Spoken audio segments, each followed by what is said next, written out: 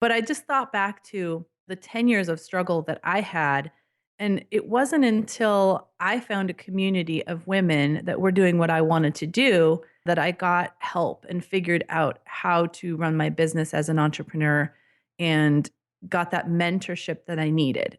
And so when I kind of put those 2 things together and I thought, I wanna build the thing that I wish I had when I was struggling as a musician. You're listening to the Creative Impostor episode number 40.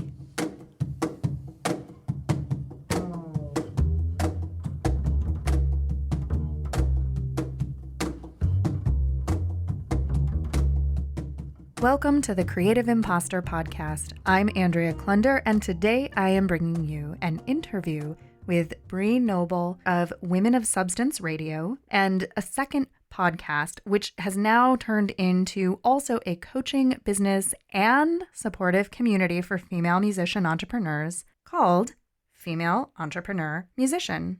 So Bree is an accountant, musician, entrepreneur, and mentor specifically for women musicians who want to take their creative art form and turn it into a sustainable business and lifestyle. Very often, as creatives, it can be really challenging to think of our art or our music or our passion as a business, but that is exactly what Bree's zone of genius is.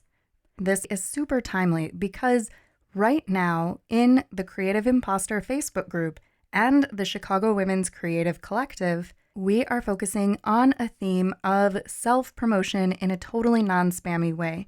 And if there's anything that you can learn from this talk with Bree, you will learn that self-promotion is not a bad thing. And in fact, when done right, can be a key to building community that can be of value to more than just yourself. Whether or not you are a musician, you will find this conversation so informative because she is so generous in sharing her own personal journey and story about how she has dealt with feelings of imposter syndrome. If you can imagine being a director of finance for an opera company as your day job and trying to hustle as a singer-songwriter in the off time, and then quitting that job to make the transition to doing music full-time, and then making the transition to figure out how to coach other people to be successful at doing the same, you can imagine then that there were a lot of imposter moments for Bree along the way.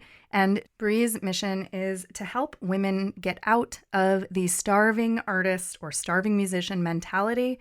And I think that that is a mentality that we can all say goodbye to and just own our art, own our creative passion, own our music, and become more confident with sharing it with the world in a way that makes good, smart business sense. You can learn more about Bree at femmusician.com. That's FEmusician.com or breenoble.com.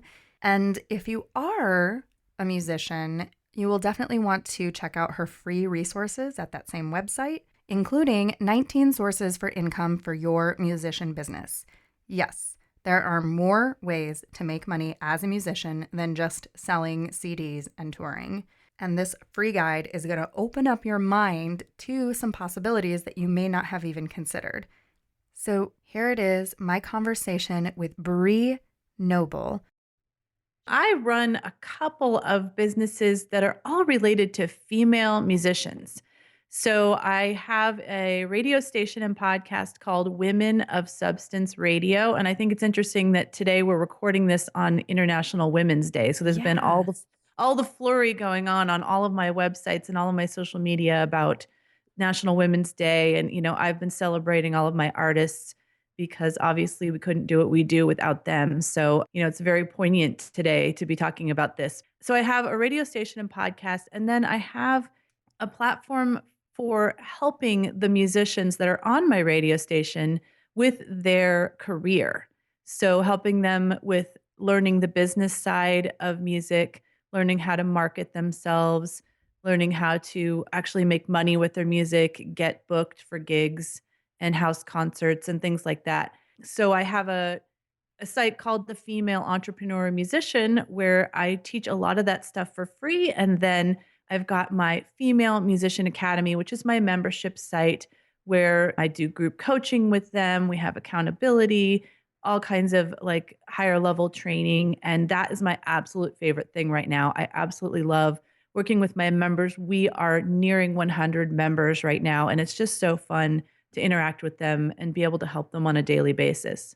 How did you figure out how to do all those things? Because I think being an artist or being a musician or a performer and figuring out how to make a living and have a sustainable lifestyle and how to think like a business owner or an entrepreneur is a huge challenge.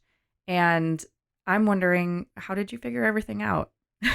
Well, that's definitely my passion for this is that I feel like there's so many musicians out there that are really talented, have quality music, but they're not thinking like entrepreneurs. And because of that, they're not making money. They are, not understanding how to actually run it like a business. And so even myself, so I have a background in finance. I was a director of finance at an opera company for several years. I had a double degree in business and music. So I had that background. But the funny thing is, when I left my director of finance job and went on to be an independent musician and start touring, it was like all my business sense went out the window. It was like I'm in this, creative pursuit now, and I'm just thinking about the creating of the music and all that, and I didn't just even think like, "Oh, I need to run this like a business." I just thought, "Well, I'll just wait around and try to attract someone's attention who's going to kind of establish my career for me." And I wasn't thinking for so long about, I have the ability to build this on my own, just like I would a business from scratch. And once I finally figured that out, I immediately started having success and making money as a musician. But it took me many years of trying to do this on the side while I was working as a director of finance and completely failing and crashing and burning at it because I was looking at it from the completely wrong perspective. First of all, what opera company were you working for? It's called Opera Pacific. They don't actually exist anymore. They went under in 2009 because of the terrible economy back then. In Santa But Ana, right? yes. So I used to work, this is really funny, but I used to work for the Lyric Opera of Chicago. I worked in the technical and production department, and one of the things that I was in charge of was managing all of the communication when opera companies would rent productions from each other and all of those agreements and transporting sets and costumes. So we definitely worked with Opera Pacific frequently. So I remember you Yes, guys. I definitely remember cutting checks to Lyric Opera of Chicago. So that's funny. And then second of all, are you instrumentalist, vocalist, both? So I'm a singer-songwriter, so I do keyboard-based singer-songwriter style, really positive music, some Christian, a lot of crossover, and it's all piano-based. And did you do that before becoming a director of finance? Or have you always been a musician, or is that something that came later? No, I was always a musician. I was in every choir I could be in high school, did solo competitions, was a vocal major in college, and performed with the school's touring band where we did, pop rock kind of music and a cappella. So, that's what I wanted to do when I left school, but I didn't have any idea how. And so I fell back onto my second love, which was accounting and finance, knowing that that would make me a living, but constantly and always trying to figure out the music stuff on the side. That sounds so familiar. I also originally went to college for vocal music performance Mm. and was studying opera. And you couldn't have a conversation, or I couldn't have a conversation with anyone without there being this sidebar or follow up of saying, "Oh, are you double majoring in something so that you have a fallback career?" Like, it wasn't good enough to major in vocal performance. You had to also have this double major of something, whether that be music education or whether that be business or communication or, something of that nature, because it's super risky to just be a performer. Yeah, oh, I know. And it was, I went through the stage where I thought, well, I'll just teach, but I found that I wasn't that excited about teaching voice. And it's so ironic now because now I teach musicians and coach them, but on the business side. And so Mm. I do teach, but I still don't have a passion for teaching voice. It's kind of like if you're going to be a musician or a singer or performer, you must also teach it because that's the only Right. way you're going to make any money. But you have some different ideas about that, about how you can actually thrive and make money as a musician without necessarily having to be a voice teacher. So, can you share what some of those tactics are? Absolutely. So, I mean, it all starts with building your fan base because that is where all the money stems from. There are, opportunities to create paid fan clubs where you maybe deliver a new song to them every month or a new video and they're supporting you using platforms like Patreon or Bandcamp. You can do house concerts, which I love because you don't have to deal with the booking agents and the promoters and, I mean, there's such a big thing where you have to kind of bring a draw, like commit to say, I could bring 25 people before they'll even book you at a lot of places. And so house concerts are an opportunity to, find a few of your really big fans and you can even just start with friends and do concerts in someone's living room and you just start expanding your circle that way. Those 20 people are hanging out with you for 2 hours. They're gonna become big fans of your music. They're gonna help support you. They're gonna wanna have concerts at their house, introduce their friends to you, and the circle just kind of expands little by little each direction. And what my experience as a musician is the more events that I did and the more I got my name out there and had people taking my flyers and my business cards and buying my CDs, just the more referrals that I got. And pretty soon I didn't have to be calling out and booking myself anymore because I had enough incoming calls. Hmm. So it really, I mean, it starts small. It's very grassroots based, in my opinion, when you're starting out and it's different depending on the genre you're in and, whether you have a band or you're a solo artist and, all of those things kind of color the way you approach it. But to me, it all starts with building your fan base. So, you specifically work with women, and I think that there are a lot of industries in which women have particular challenges. I'm trying to think if there are any industries in which women do not have particular challenges.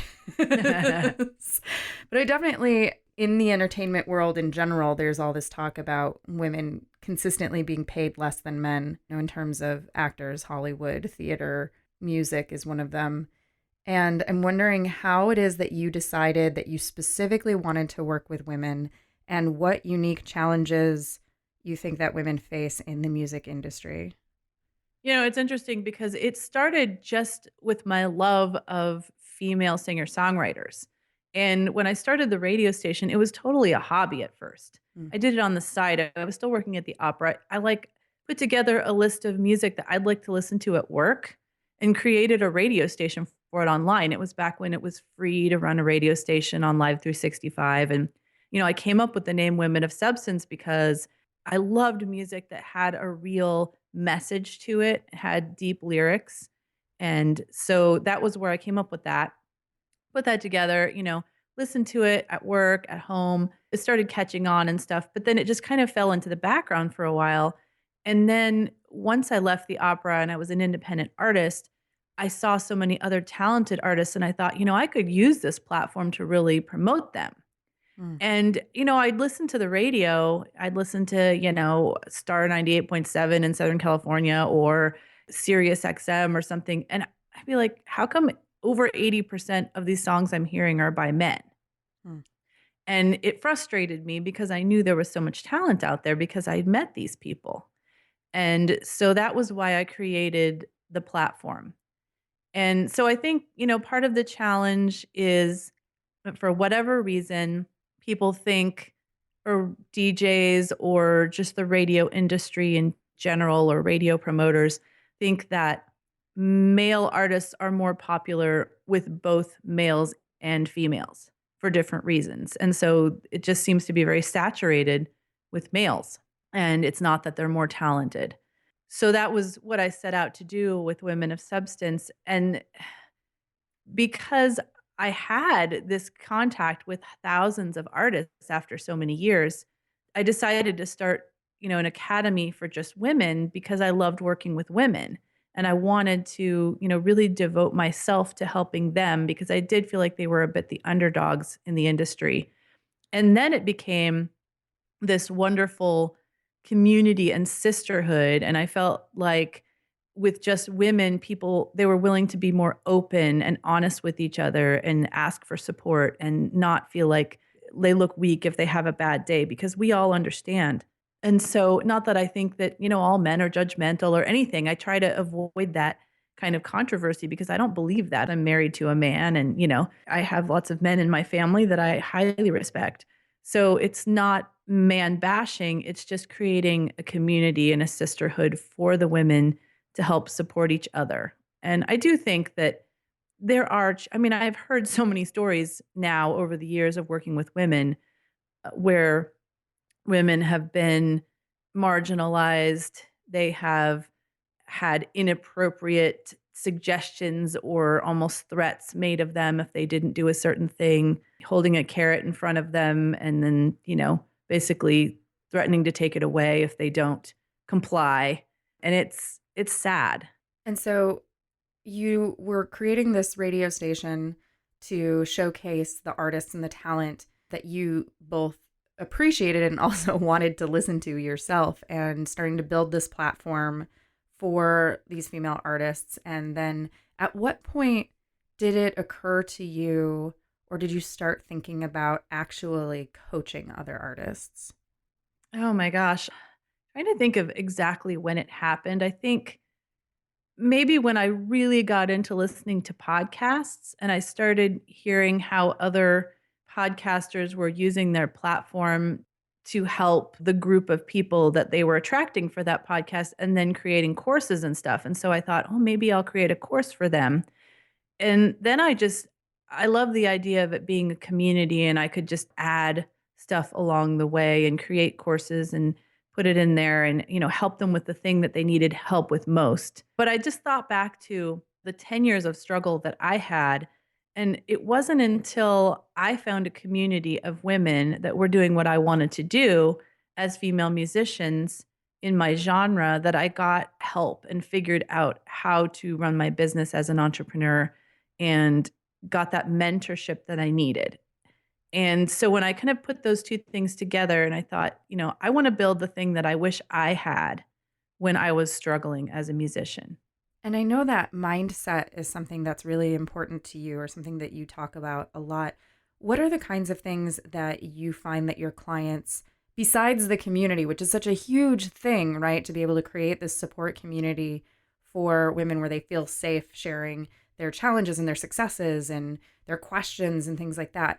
Beyond that, what are the biggest things that you end up working on with clients, particularly in terms of mindset?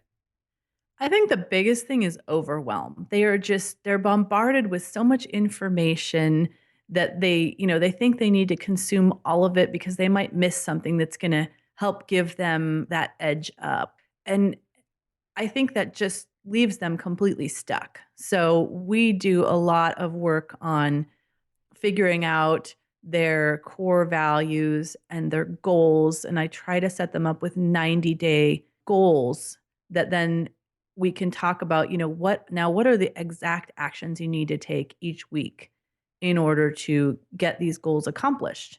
Because most of them, they just feel so overwhelmed by all the information that they do nothing. Mm. Or they're scared to take any step because they think it might be the wrong one. So the one thing is the goal setting, and I've actually created an accountability mastermind within the academy to help people that really want to stay accountable and help them like flesh out all their action steps and stuff. But the other thing is they're trying to do things that are way ahead of where they are in kind of their journey as a musician through like what I call the stages of career growth. And so sometimes people are trying to get into these big venues or trying to get booked for festivals and they're not ready. Like there's no way they're ever going to get that because they don't have good enough recordings. They don't feel comfortable enough on stage because they haven't had enough practice. And so I try to take them through these stages of their career and help them when they first come into the academy, figure out where they are right now and then show them what they need to focus on to move to the next stage instead of getting overwhelmed by all the things they could be doing or like wasting their time and money on things that aren't going to work for them because they haven't gotten to that stage yet. That's so important. I was just listening to, I can't remember which podcast. I listen to so many podcasts. I was just listening to, I think it was Natalie Lucier's podcast, which is a business and entrepreneurial oriented podcast. And she had someone on talking about, I think the topic was something like building beyond $1 million in your business or something like that. And what she was actually talking about was staying focused on one particular thing instead of trying to do everything at once. And really, saying, okay, well, maybe there's these 10 things that I do want to do in my business, and that's fine, but not all 10 at the same time, that there needs to be a progression and you're focusing on one main goal and putting one foot in front of the other in order to get to that goal. And then you can add another thing, and then you can add another thing. Yeah. Oh my gosh, it's so important. I see so many people that are standing in the same spot as they were a year ago because they're just like, it's like that deer in the headlights thing. And I'm trying to break them out of that. And so you sound so clear and so confident in your abilities to help women musicians to move forward and to realize their full potential. And you've created this wonderful business for yourself. Have you always been so confident, even as you were shifting from one career to another? Or, I mean, as you know, this show is all about imposter syndrome and creative process. How has that ever come up for you, or has it ever come up for you? Oh, yes, all the time. I mean, definitely when I moved from working at the opera to being a musician, I still hadn't figured any of that stuff out. And so definitely had that imposter syndrome like, could I, would people even pay me for what I offer? And I see a lot of my musicians go through this all the time. Like, am I good enough? There's so many other musicians out there. Why would anyone want to listen to me? And, then the same thing when you move into a space where you're coaching people, you're always like, well, this worked for me, but will it really work for these people? They're different from me. And so there's always that fear that like, you're like this, special snowflake or something. And what worked for you wouldn't necessarily work for other people. But deep down, I know it will, if they really follow my advice. And that's the other thing. I'm always like, well, how do I know they're going to follow my advice? If they don't follow my advice, then it won't work. And then they'll blame me. But, I know that it's because they didn't follow my advice. I feel like that has kind of been my struggle. But I think the thing that gets you out of that is seeing these unprompted testimonials that come out of my academy. And, they don't happen overnight. I've had the academy for almost 2 years. And, I had a few really great ones in the beginning, but then they start coming to me completely unprompted. And to me, that is the most amazing thing. Because, you can always do a survey and you can ask for testimonials and people will give them to you. But when they just post stuff in Facebook that you're not even asking for and not expecting, that's an amazing feeling. And those are the types of things that help me get over any imposter syndrome that I might be having. And what do you recommend for your clients who are having these feelings of self-doubt or asking, like, I don't know if I can really make this. I don't know. I'm just wondering, maybe I should just throw in the towel on the whole thing. What do you recommend for them? Are there any tools or resources or practices that you have them engage in? Oh, it's funny because I would say at least 10% of them have that maybe I should throw in the towel thing happen once a week, I mean, and I encourage them to post because there's so many people that are going to be encouraging them and supporting them through that because they've all felt that way. But one major thing that I do, and especially when they're starting out, is I say, go out and perform at a bunch of open mics. Like when you first start out, you can't expect to get paid at first because you haven't honed your craft on stage. You may have honed your craft as a vocalist, as a songwriter, but being on stage is a totally different thing. And, you need to learn what is going to give you confidence on stage, how to communicate with the audience, how to make your stage show interesting, all that stuff. And once you've accomplished that, then you will feel super confident and you'll feel like, yeah, maybe I could really make money from this because the product that I offer is good. You just have to get yourself out there. And even if you're performing to 5 people at a coffee shop, it's all a journey to getting to the place where you can actually ask money for what you do because you have to hone those skills. And it's not the same as practicing at home. You have to be in front of an audience. That is such a good point, and I hadn't really thought about that before. I mean, obviously, I started this podcast a couple of years ago because I wanted to explore this idea of imposter syndrome. And for me, being a creative person, I've been a performer, I've been a tech person, I've been a media producer, I've been a teacher, I've been a yoga teacher, I've been all these different things. And I'm constantly feeling like I don't know what I'm doing. And constantly getting feedback, like those testimonials that come out of the blue, or those thank you notes for the work that you're doing, or those success stories from people who you've helped along the way. And so I'm constantly getting evidence that I'm doing well, I'm on the right track. And yet my brain is still constantly like, you're a beginner, you can't charge money for that. No, you don't know what you're doing. Who do you think you are to ask someone to pay you to help them launch their podcast, for example, which is what I'm in the midst of right now. And what you brought up about just getting out there and performing and getting on stage and getting the practice, whether it's in front of 5 people or 20 people or 100 people or whatever, that's so important because I think that I know for me, my mind spirals to that place when I'm not doing the thing. Mm-hmm.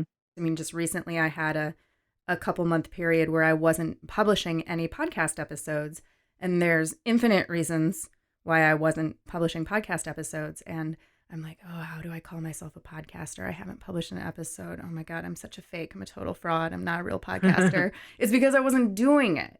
But then the second you get behind the mic and you call someone up on Skype and hit record, you're now suddenly in that mode of doing it. And it puts you right back into that place of action and forward momentum. And so that is such a good point. That was a really long rambling way of saying what a great tool for working with that imposter syndrome, which is just to do the thing that you're feeling like a fraud doing. Yeah, it's such a perpetual cycle because you do the thing and then you start to feel confident in doing the thing. And because you feel confident, you feel like you could approach someone to actually charge money for it. And then they pay you money for it. And then you're even more confident. And then you can approach more people. You know what I mean? But if you don't start that like wonderful wheel moving forward, then you're just stuck. Do you think that money or the prospect of money makes imposter syndrome worse? Yeah, probably. Definitely. I mean, I remember when I first started booking myself, be like, how can I ask for money? And, I mean, I see my artists go through this all the time. Like, I don't know when they say, how much do you charge? I don't know what to say. And, if you have past experience to base it on, it's so much easier. Like, well, usually when I do these kind of venues, I'm paid, $300 or whatever. But if you have nothing to base that on at first, that's what's hard. Because you don't feel like you can say $300 because you haven't been paid that. But although you feel like you might be worth that, and then you're like, but what if I ask for that? And then they say yes, and then they don't think I'm worth it. Until you actually get paid an amount. I mean, I remember the first time I was paid $1,000 for a concert, and I didn't ask for $1,000, but someone gave me $1,000 for it. And after that, I was like, I could actually say that I've been paid $1,000 for a concert, and it gave me a lot more confidence in asking for 300, because then if they challenge me, I'd be like, well, actually, I've actually recently done a concert where I was paid 1,000, and then they'll think they're getting a good deal. So can you tell me of a time when maybe you stepped out on a limb and took a risk that did not work out or did not go the way you planned? I would say back before I started my solo career, when I was working at the opera and I was trying so hard to do this music career and I didn't have a clue how, and I got involved in a local band, of a female band. And the reason I did that is because I didn't have the confidence to go out there and be a solo artist And so I thought, well, my way to do it then is just gonna, be in this band. But it was a risk because it was a very different kind of genre for me. It was more like alternative rock, and that was not my thing. And there was a girl that was kind of running the band, and I was just kind of like doing whatever she said, because I thought, well, she must know what she's doing, and maybe I'll just follow this, and I'll, suddenly I'll have a career. And like we made an album and we started doing some good gigs and everything. And then it just completely fell apart because of many reasons, because I never felt completely committed to it, because I felt that the genre and just the whole mission of the band was wrong for me. Mm. And, personalities, and let me tell you, women in bands, I mean, I'm impressed with any all-female band that stays together because there's a lot of drama, at least there was in my experience.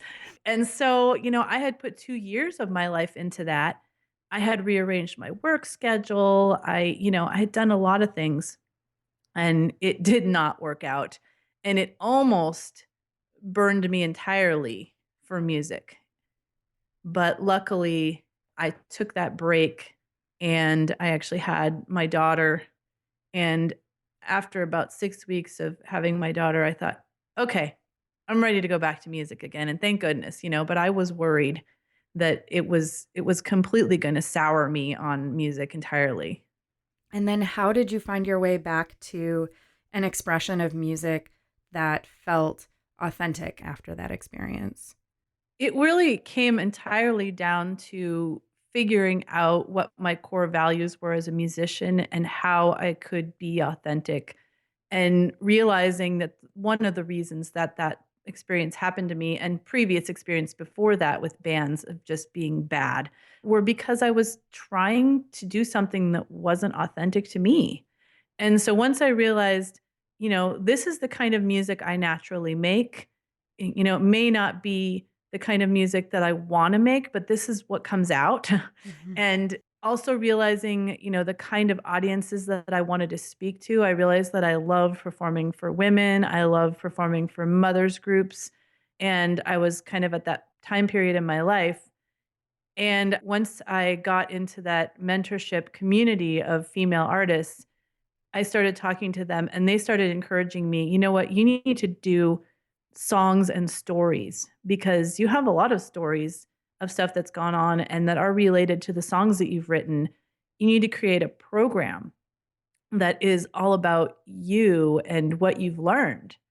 And when I started doing that, that was when I felt entirely authentic and happy about doing my music. And it also, it developed me as a speaker as well, which was amazing because I didn't really know that I had that talent. I knew I could, say a few things about my songs, but I actually, created a speaking presentation, and everything that came out of that and every, interaction that I had with the audience, it was completely authentic to me, and that was not something that had happened with music in a really long time. So I knew that I'd reconnected with the reason I love to make music in the first place. And how does that affect your definition of success or what it means to be successful? Well, I think I've realized over the years that I could never count myself successful if I wasn't being authentic, because it wouldn't be me. It would be like this other person doing it. And I'd be outside of myself watching somebody else do the things. And, there's something that I often say to my audience near the end of my program, in that the reason it's so important to me to be authentic is I don't want to put up a wall between me and the audience. And when I used to try to pretend to be somebody else on stage, there was always that wall, and it kept me from truly communicating with them. And so once I learned to take that wall down, and that's one reason I absolutely love house concerts, because it's really hard to put up that wall when people are like 4 feet away from you. And, so to me, that's kind of the journey to being authentic, is starting out in those small situations and feeling comfortable sharing yourself with them.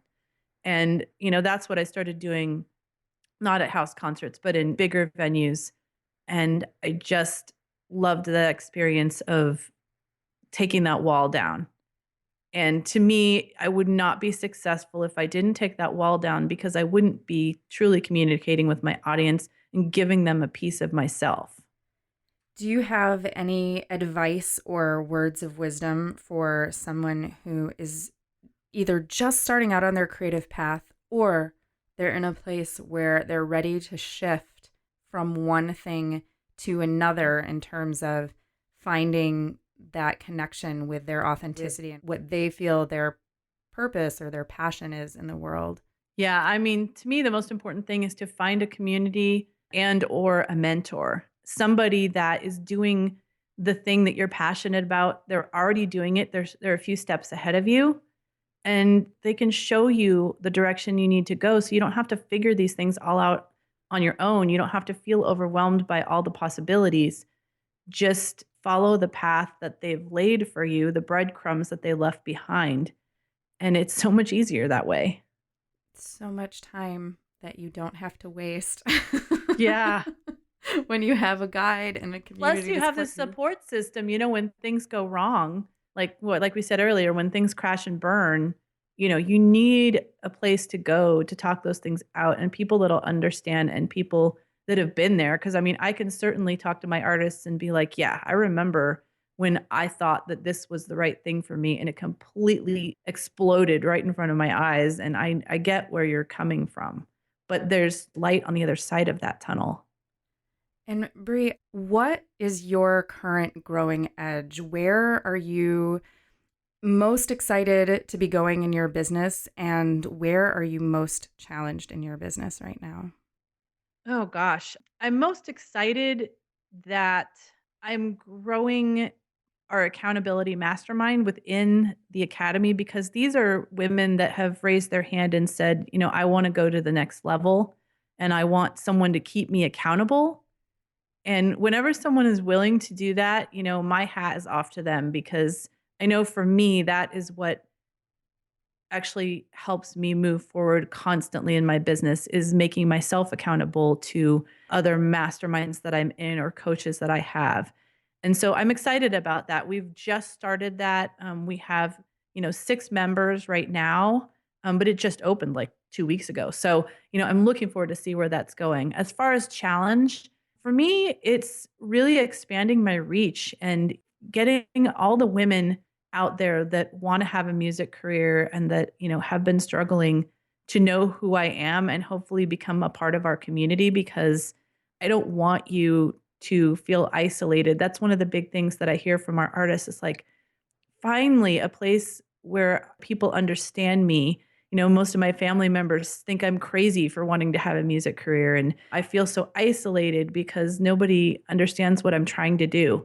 And I don't want anyone to feel that way. I provided this community so you don't have to feel that way. So that is what I would love is to reach more people. And that's my challenge. And that's what I'm working on this year in 2017. Okay.